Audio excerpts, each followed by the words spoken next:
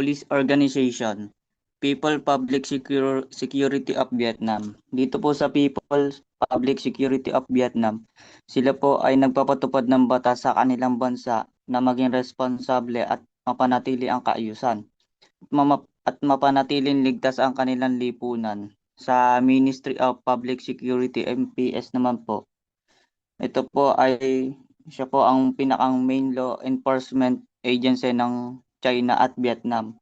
Ito po ay sa pagpapanatili ng kaayusan sa public order, pag-iimbestiga ng crime, pagpapamahala ng national identification and immigration at seguridad ng bansa.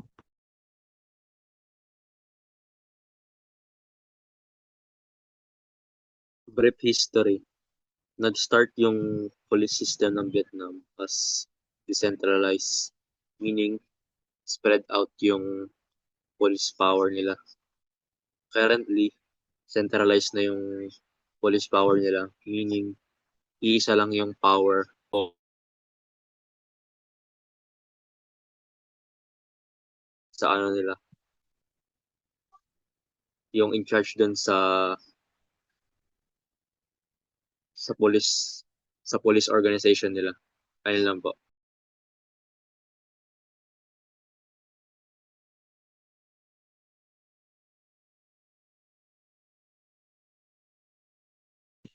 Sa organization structure, yung mga yung mga Minister of Defense po nila katulad ng Navy, Board Guard, yung sa mga Air Defense po, tsaka sa military.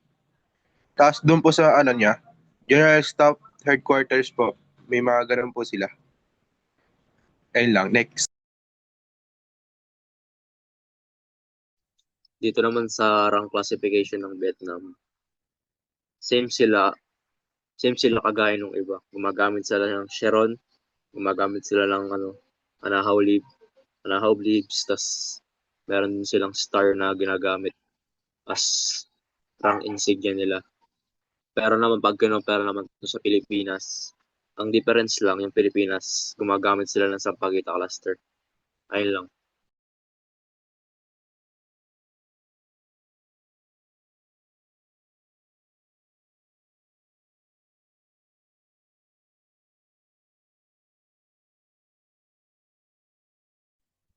Rank classification Vietnam. General officers. Sila yung pinakamataas na antas. Sila rin ang may pinakamalaking responsibilidad. Field officers. Sila ang namumuno sa malaking unit o operasyon sa actual na gawain sa field. Company officers. Sila ang namamahala sa mas maliliit na unit tulad ng kumpanya o platon. NCO o non-commissioned officer. Sila ang tumutulong sa pagpapatupad ng utos at disiplina sa mga tauhan.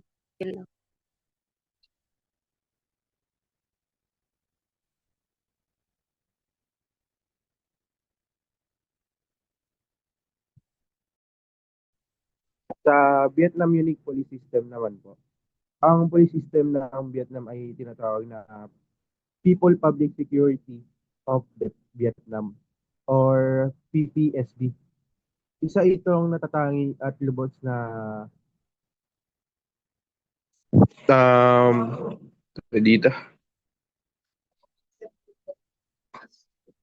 centralized system na direktang kontrolado ng Communist Party of Vietnam. Ito ay nasa ilalim ng Ministry of Public Security or MPS. Ayun lang po.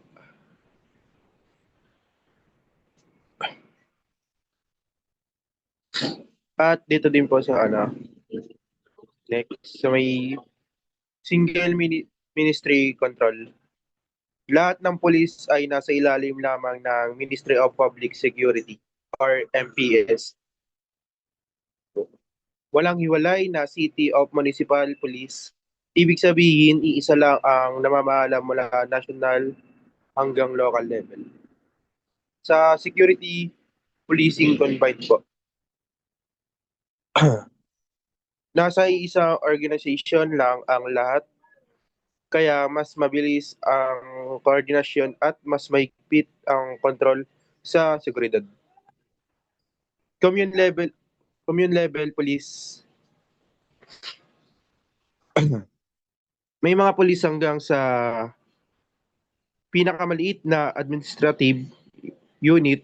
Ibig ibig sabihin may police presence kahit sa maliit na komunidad, kaya may madaling mabantayan ang kaayusan.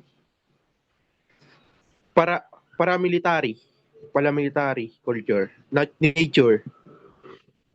Ang training, ranggo at disiplina ng pulis ay kahawig ng military. Mas stricto ang chain of command kumpara sa civilian police system ng ibang bansa. Strong cyber and political security role.